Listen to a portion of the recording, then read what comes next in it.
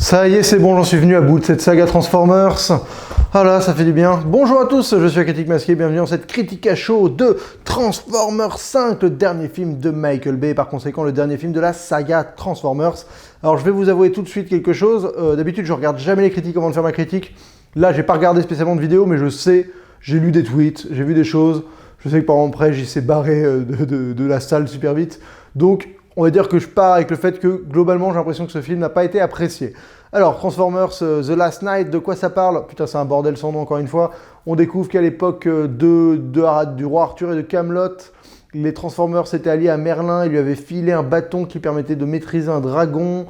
Et bref, en deux mots, ce bâton, c'est une arme spéciale que une espèce de déesse Transformers va essayer d'attraper en envoûtant un peu Optimus Prime pour qu'il se mette à la recherche. C'est un bordel, franchement. Je ne vais pas résumer le film. Bon, voilà, c'est vraiment, on est dans le scénario MacGuffin à 200%. Parce que voilà, un MacGuffin, c'est le scénario où on va chercher un objet et pendant tout le film, les gentils et les méchants vont alterner entre avoir l'objet, piquer l'objet, rechercher l'objet. C'est la même chose dans les Transformers. Ils nous sortent sur les 5 films, il y a 4 films où c'est exactement un MacGuffin. Je trouve que le 3, il a un poil différent, mais bref. Qu'est-ce que j'en ai pensé? Écoutez, globalement, on va dire que j'ai pas apprécié. Voilà, je trouve qu'il y a des choses intéressantes. En fait, je suis assez ambigu dans ce film, enfin, je suis assez divisé parce que je trouve que le film est beaucoup mieux que le 4, dans le sens où Michael Bay, il essaie de... Là, il part vraiment dans tous les délires possibles et imaginables en termes de scénario, de trip, mais je trouve qu'il n'y a rien qui va au bout des choses, quoi. Donc, par exemple, le début, et voilà, tu débutes au Moyen-Âge, des batailles entre des chevaliers et des barbares, enfin des Saxons contre des Bretons, et d'un coup, t'as un dragon qui débarque, de Transformers, enfin... Sur le papier, c'est génial, et dans la bande-annonce, ça donne trop envie. Et en fait, je sens que toutes les séquences comme ça ont été faites pour que dans la bande-annonce, ça avait l'air génial, mais dans le film, c'est un peu traité par-dessus la jambe. C'est-à-dire que tu débarques dans cette espèce de bataille, tu sais pas pour qui t'es supposé tenir, tu vois pas où sont les camps, géographiquement, tu comprends rien où t'es, les ennemis s'affrontent, se rentrent dedans, mais tu sais pas absolument pas de quel côté t'es supposé, ton cœur est supposé balancer, quoi. Alors après, il te coupe et d'un coup, enfin, moi je sais pas, j'avais envie d'être dans un esprit solennel, un esprit sérieux avec ses côtés Lancelot du lac et tout, et d'un coup, il te coupe sur un Merlin ivre-mort. Alors, c'est supposé être drôle, moi ça m'a pas du tout fait rire. Et il te change le ton du truc et tu sens qu'il est juste là de te dire bon, bah en fait, oui, voilà, ce film ça va être moi qui m'amuse pendant 2 heures et demie et tu vas essayer, accroche-toi bonhomme, ça va partir dans tous les sens, quoi. Alors bon, pourquoi pas, quoi, mais j'ai vraiment eu du mal. Après, on passe à l'époque moderne, où on est dans un monde donc un peu où tous les Transformers sont traqués.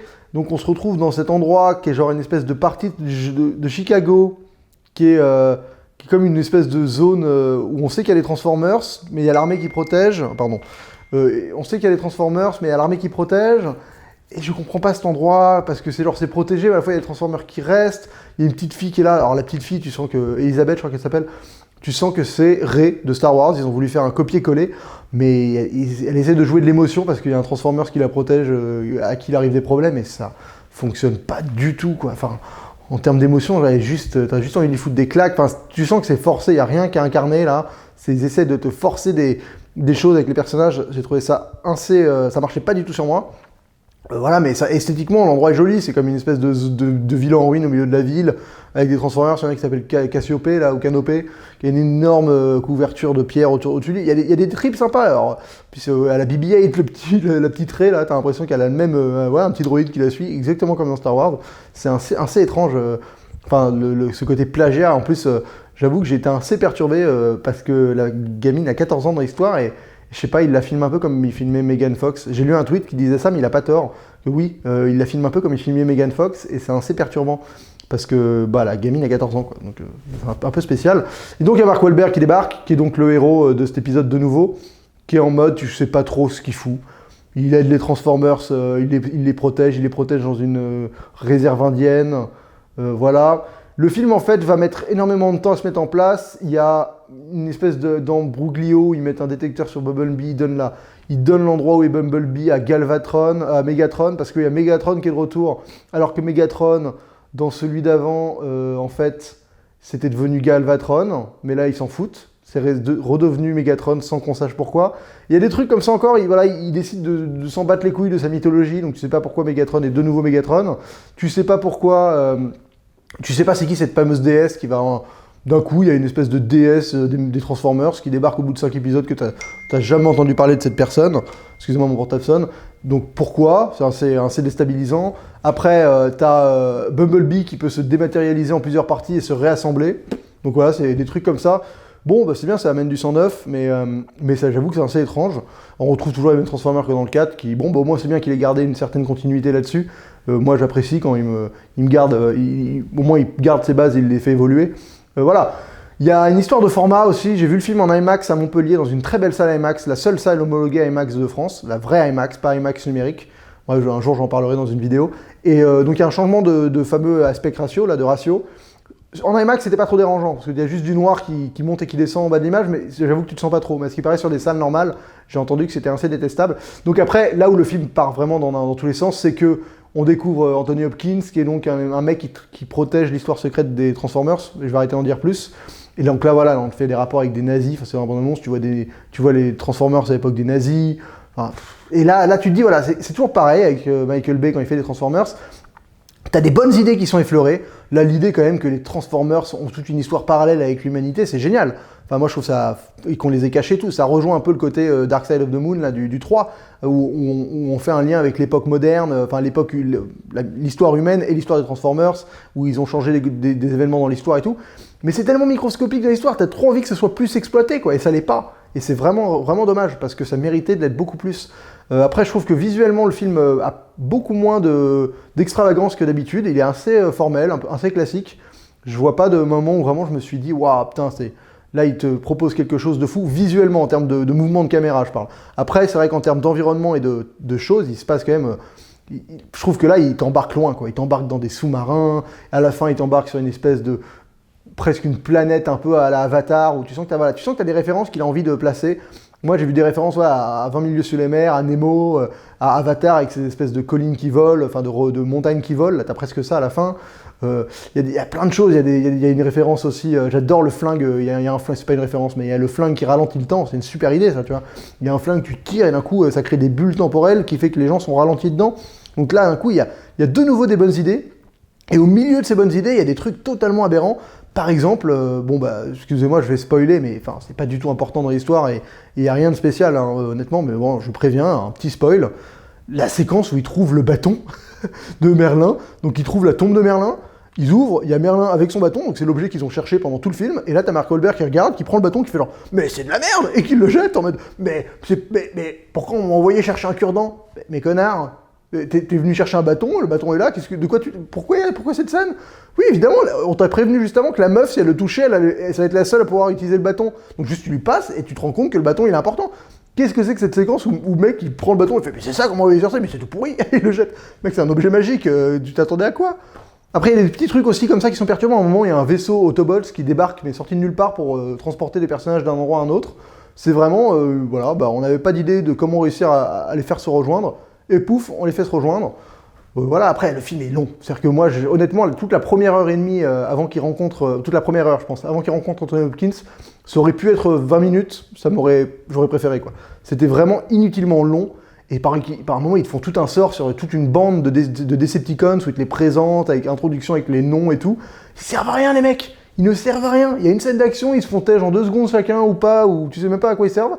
Et ils disparaissent, tu vois. Enfin, c'est prendre son temps sur des trucs, mais inutiles, et par contre être dans une espèce de précipitation totale dans les scènes d'action. C'est-à-dire que le début avec les moyenâgeux, là, il aurait pu y aller tranquille, introduire les camps, enfin faire vraiment, tu vois, peser la bataille, et un coup te lancer dans cette espèce de... te faire 20 minutes au Moyen-Âge épique, et vraiment tu sens, t'étais là au Moyen-Âge, et là t'as l'impression qu'il survole le truc, il te fait juste genre, non, on passe vite au Moyen-Âge, pareil avec les nazis, on passe vite, c'est juste pour que ce soit un bon annonce, les gars.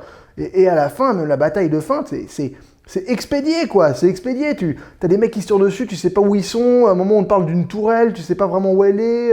Elle tire sur les gens, et les mecs, ils sont là à se parler au milieu du champ de bataille. Ouais, on peut pas avancer plus, c'est la tourelle, mais tu sais pas où elle est. Enfin, voilà, j'ai trouvé qu'il y avait une espèce t'as une envie de limite de pas vouloir te faire du consensuel dans les scènes d'action et tout, ça va dans tous les sens, mais il finit par confondre encore une fois vitesse et précipitation un peu, c'est-à-dire qu'il veut rythme et précipitation, il veut rythmer le truc et ça s'arrête jamais, c'est vrai, mais tu finis par moi, j'ai pas réussi à m'accrocher à quoi que ce soit pour vraiment être en immersion dans le film et y aller à fond, quoi, avec des choses que j'ai dit comme de l'émotion forcée, quoi.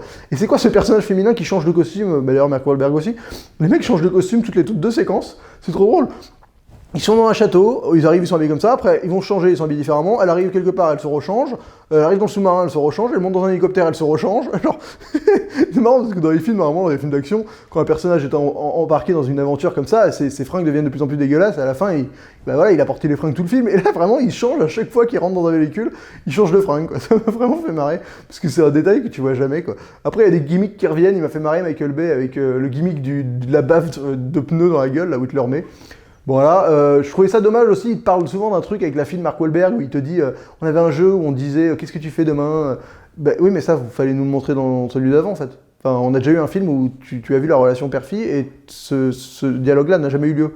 Donc tu sens que voilà, c'est le truc totalement fictif, totalement artificiel qui débarque dans l'histoire pour essayer de te donner du cœur, te faire avoir un peu d'émotion pour ce père dont la fille est loin, alors que c'est totalement artificiel, quoi. Parce que c'était pas installé dans le film d'avant, alors que ça avait le moyen d'être. Là, je fais une critique parce que je sors des 4 premiers films, donc vraiment, je suis capable de parler de la place de ce film au sein de ce qu'est Transformers, quoi. Donc ça dénote pas avec le reste, mais à la fois, c'est encore une fois une espèce de construction hyper bancale par rapport au reste, quoi. C'est vraiment, on ajoute, on fait pas trop gaffe, tu vois. Le coup de Galvatron, c'est typiquement ça, c'est pourquoi d'un coup il n'y a plus Galvatron et pourquoi c'est redevenu Megatron, je comprends pas. Il s'est jamais expliqué. T'as l'impression qu'il prend pas vraiment en compte ce qui s'est passé avant, il s'en fout un peu en fait. C'est un peu rageant, moi je trouve. Il y a John Turturro qui cachetonne, bon ça c'est le clin d'œil. C'est sympa aussi cette idée de Cuba, tu vois, qui est le seul endroit sur Terre où les Transformers ont le droit de vivre parce que c'est communiste et tout. Mais c'est absolument pas exploité. Ça aurait pu être génial. Enfin, tu te balances ça, c'est une idée super cool, mais c'est une idée, voilà, elle est juste cool comme ça, mais c'est sympa à dire au milieu du film, mais ça ne joue pas. Alors que ça aurait pu être cool, c'est un concept sympa, tu vois, d'avoir une île au milieu on va dire de la géopolitique mondiale qui accepte les Transformers. Qu'est-ce que ça veut dire? Bah non, en fait, on t'en parle pas. Voilà, y a aussi toute cette histoire avec Unicron, où la Terre, en fait, Unicron, enfin, avec les cornes et tout qui sortent, j'ai rien compris. Voilà, encore une fois, bon, faut bien que je comprenne pas quelque chose dans un film Transformers, ça m'arrive à chaque fois.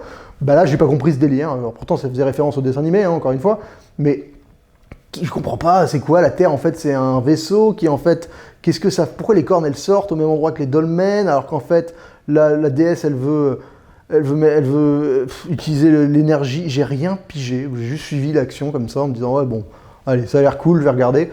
Voilà donc globalement pour moi ça reste, c'est-à-dire que je sens beaucoup de choses qui ont été faites pour la bande-annonce et qui sont pas vraiment ancrées dans le film et ça me désole un peu. Voilà donc pour moi c'est pas du tout le meilleur, c'est pas non plus le pire. Voilà, je vais lui donner la note de 2,5 masques sur 5.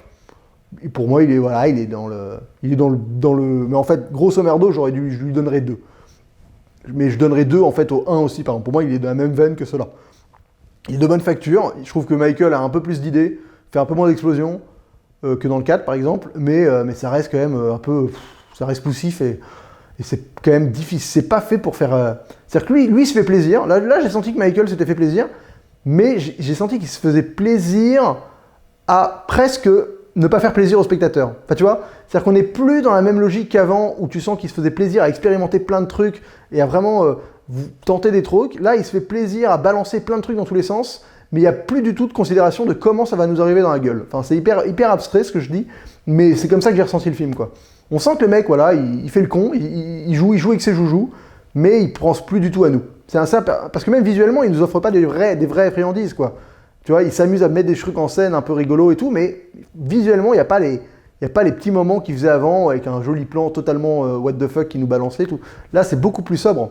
Peut-être qu'aussi, il y a l'histoire de la caméra IMAX qui est un peu lourde et avec laquelle il a du mal à travailler, tout ça. Voilà.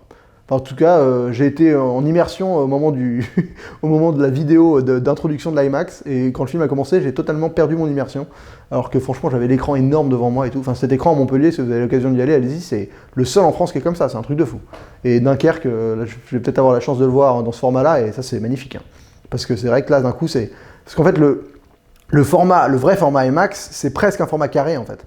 C'est pas un format comme on a dans les autres salles IMAX de France, qui est un format, je sais pas, de 35, enfin, je m'y connais rien en format, mais le format IMAX c'est très particulier, on est très près de l'écran, c'est pas du tout une salle comme les autres salles IMAX dont j'ai l'habitude d'aller, Et donc là, ça m'a fait plaisir parce qu'aux États-Unis, c'est comme ça, c'est les mêmes IMAX, et j'ai retrouvé cette capacité d'immersion que le IMAX procure, et donc c'est uniquement au Gaumont-Montpellier. Voilà, c'est con à dire, mais c'est comme ça. C'est le seul qui est aux normes en France. C'est assez surprenant. Écoutez, c'est tout pour cette critique, on se retrouve très vite pour une prochaine vidéo. Voilà, j'ai enfin fini mes Transformers, je vais faire une dernière vidéo pour donner mon bilan de cette saga. Voilà, écoutez, ce sera tout pour cette critique, on se retrouve très vite pour une prochaine vidéo, et d'ici là, bonne toile!